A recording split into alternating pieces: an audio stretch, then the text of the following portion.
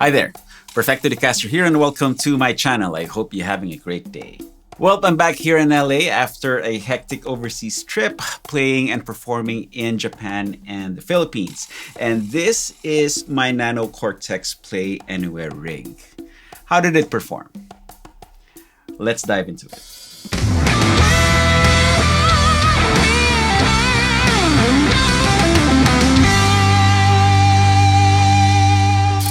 First off, I'd like to welcome all the new faces who subscribed after watching my previous Nano Cortex video. Thanks for venturing into my corner of YouTube, and I hope you come back and visit often.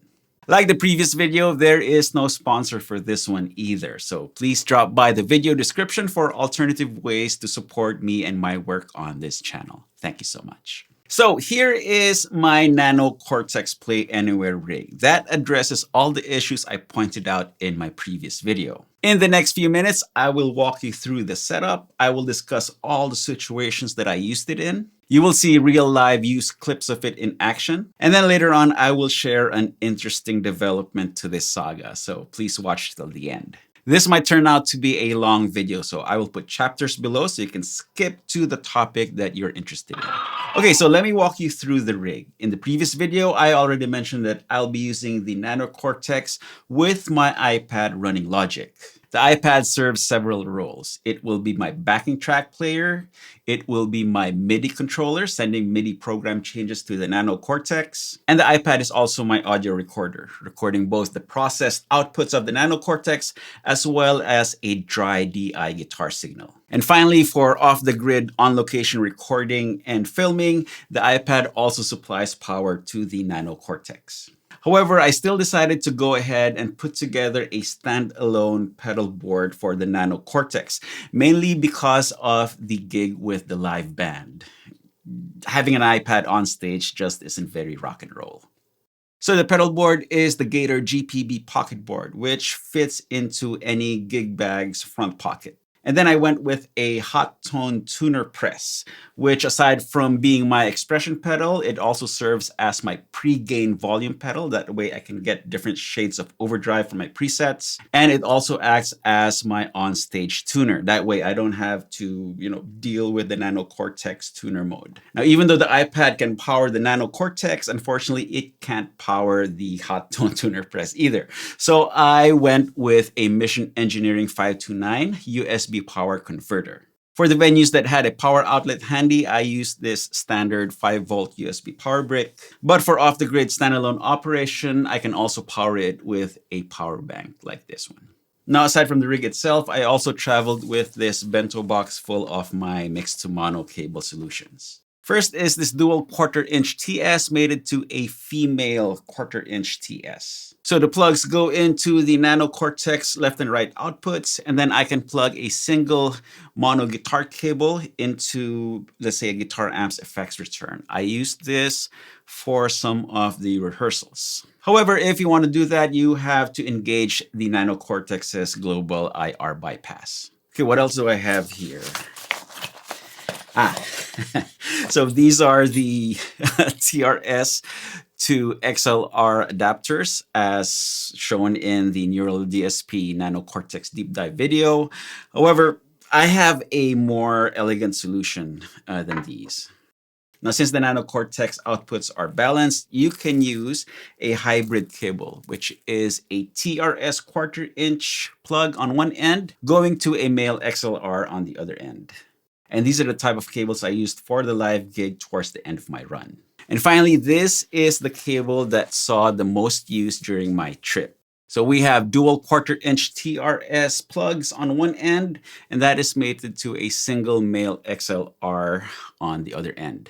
Now for the Osaka workshops, even though we had a full PA, they only ran mono guitar lines from the mixer to the stage. Now setup and turnover times were pretty tight, so we didn't have enough time to run another line so I could go stereo. Now thankfully I had this cable handy, so setup and turnover went smoothly. Now in the previous video's comment section, there was a concern raised about phase issues when mixing the Nano Cortex signals to mono. So I'm going to plug this in and I'm going to let you hear how it sounds.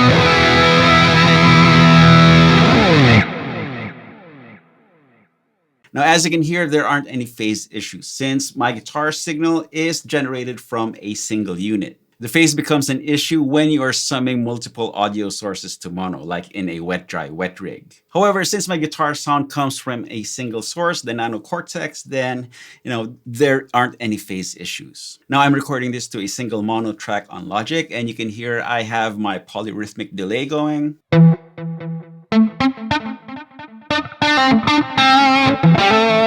I have my modulated double guitar sound.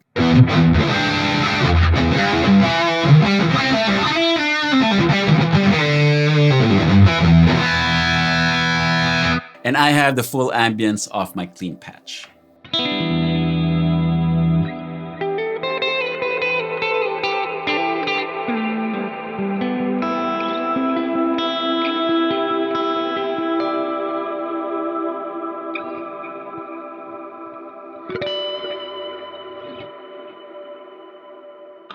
I met other Nano Cortex users during my trip, and a lot of them don't know that they're only getting half stereo going out of the left output. I guess they just assumed everything was mixed to mono because the manual says so. Now for the workshops, this rig worked pretty well. Since I have the iPad hooked up playing my backing tracks, I only needed one line going into the PA system. I had everything pre-mixed, so the audience heard nice balanced audio. In fact, if they closed their eyes, it would feel like they were listening to a Spotify playlist. And the best part is I didn't have to deal with a separate audio dongle for the iPad and rely on the house engineer to balance everything. So here's a few clips from the workshop.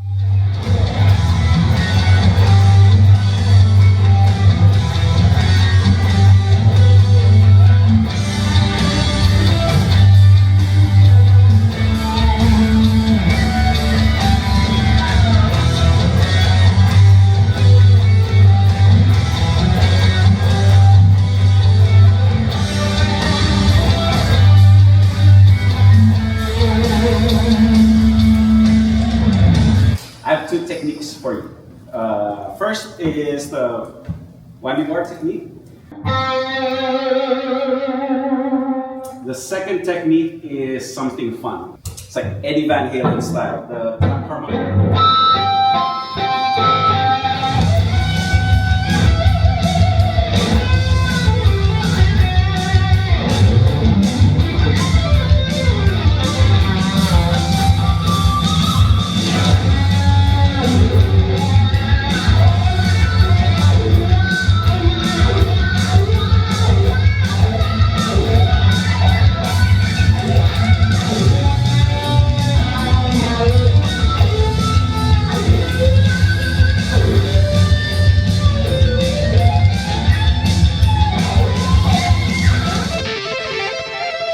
Now, in between the workshops, I found a nice location outside of the venue with the sea behind me, a nice ship and a pier loading dock kind of deal. So I decided to film and record a couple of jams in that picturesque location.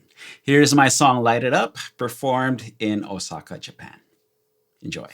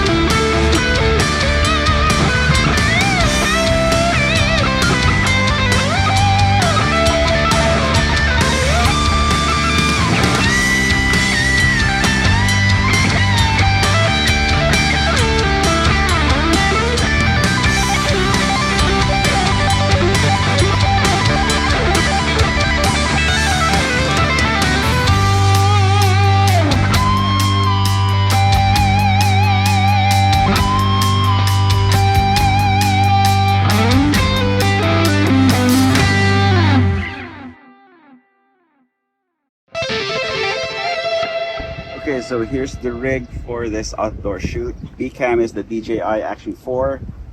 Audio is being recorded onto Logic on an iPad. That in turn is powering the Nano Cortex. Then I'm going wireless. I have an X-Vibe A58 for my guitar. That is a UX in-ear monitor, so I can hear myself. I'm not using this part. And there's my Pocket 3, which I set to face track, propping the guitar pocket board up just so that you can see it on the camera. And the guitar is my KZ Guitar Works TL Trad 22 in my color. There's the gator case, that way it doesn't get scratched up.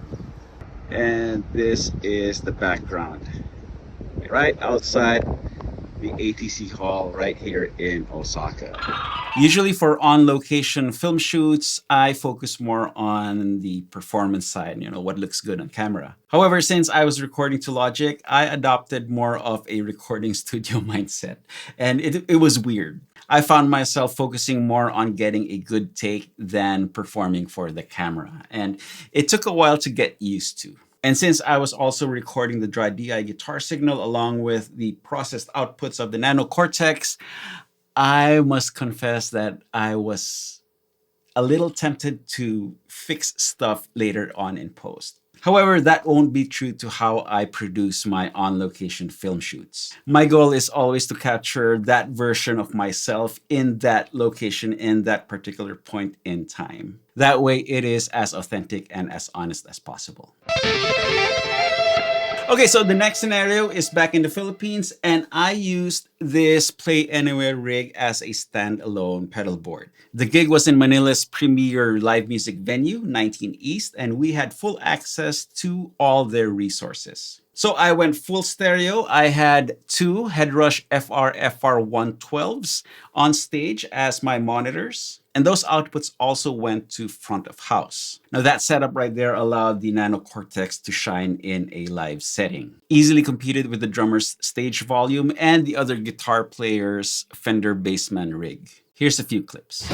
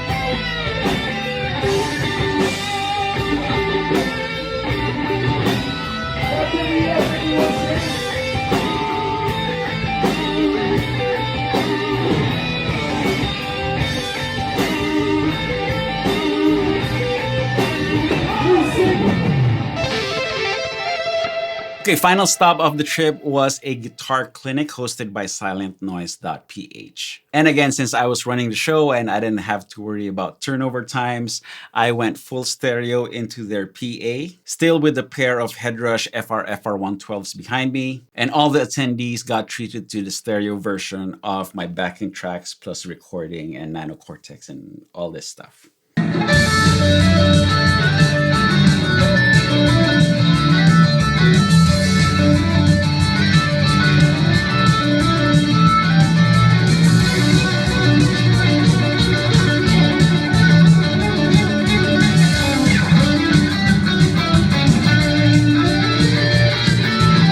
Purpose ko for this trip is to have a small, portable, great sounding rig na pwede kong isaksak kahit saan ako magpunta. Mabilis ang setup, consistent yung tunog, mabilis kayo makakauwi. Ang pros lang is convenience.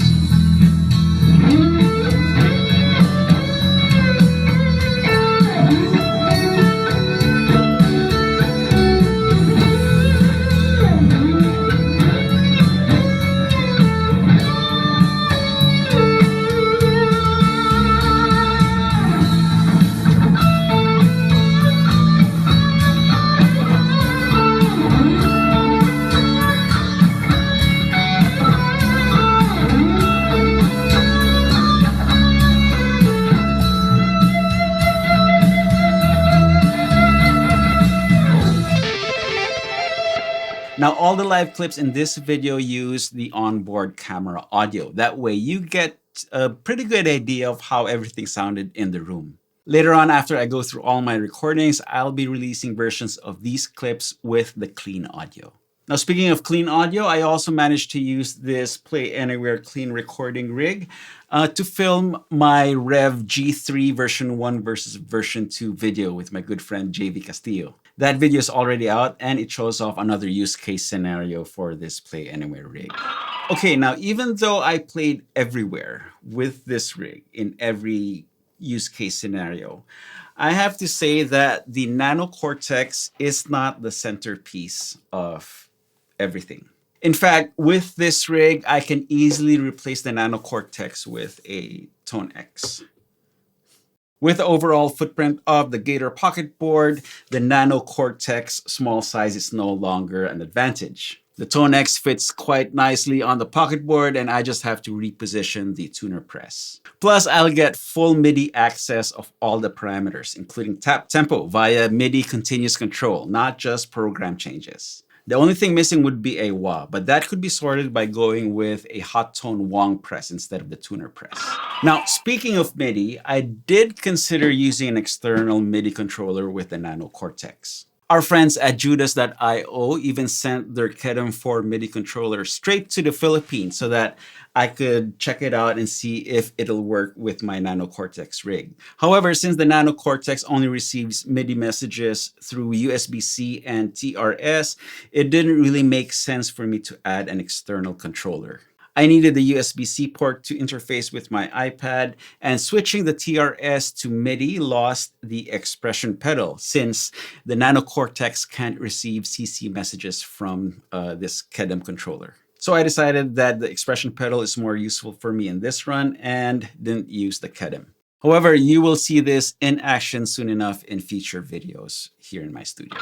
Now, during my Osaka trip, I did meet with the Neural DSP guys at their booth. I sat down with Hunter and I discussed all the issues I was experiencing using the Nano Cortex in real-world tour use. At the time, the other video wasn't released yet, so Hunter said to go ahead and publish it, and he will forward it to the Neural DSP engineers. And then a couple of days after my video was published, I received a nice message from a Neural DSP product manager based in Denmark, letting me know that they are currently working on a new firmware update that addresses all the points that I raised. So it looks like my pair of videos will be outdated, hopefully sooner than later. But since they're already working on a new firmware update, let me add a couple more functions to the to-do list. First is the Nano Cortex outputs when using it as an interface. Right now, outputs 1 and 2 is dry direct guitar signal, and outputs 3 and 4 is the processed signal. And as shown in my previous video, your iPad or phone's camera app only picks up on outputs 1 and 2. So please add an option to let us assign the processed signal to either outputs 1 to 2 or 3 to 4. I have to mention that this option is already available on the Quad Cortex, so it shouldn't be that difficult. The next request is the cab IR bypass on the main outputs only. This way, the cab bypassed main outs can go into an actual guitar amp's effects return, and the cab IR treated headphone out can go into full range stage monitors or even a personal in-ear system. For the next request, I really have to stress this because it has been a deal breaker for the Nano Cortex.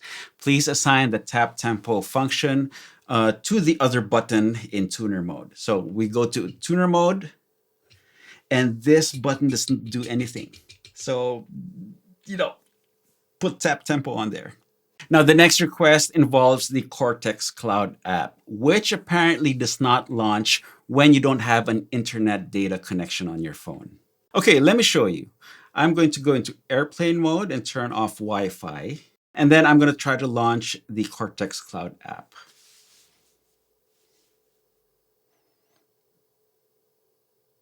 Yeah, it's just stuck there.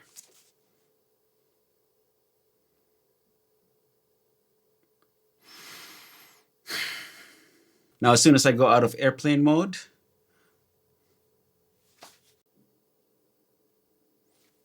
app works.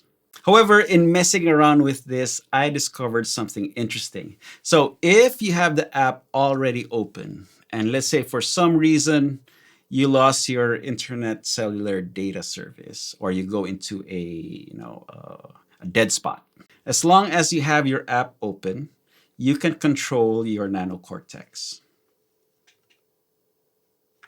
even while on airplane mode or without the cellular data. However, if you go into the other functions, like this thing right here, you can see that something unexpected happened and you can't really access any of the online features. So right now, the fix for this is to always keep your Cortex Cloud app open. However, if Neural could fix it so that the app defaults to device control right away instead of trying to connect to the internet, I think that would sort out this issue. Okay, so that's what I have so far. If you have any other suggestions, please write them in the comments for the Neural DSP engineers to read through. Well, there you have it. These are my Play Anywhere solutions for the Neural DSP Nano Cortex. Again, welcome to all you, my new subscribers, and I hope you come back often and watch my videos. As already mentioned, Neural DSP didn't sponsor this video, even though they are getting real-world professional feedback for their product development. So please drop by the video description and check out all the ways you can support my work on this channel. I have affiliate links to your favorite stores in case you're planning to go gear shopping or just pick up a PDC shirt from my merch shelf. Here's a couple of videos you can click to watch, then go grab your guitar and play something. You all know the drill. Practice makes perfecto. Cheers, guys.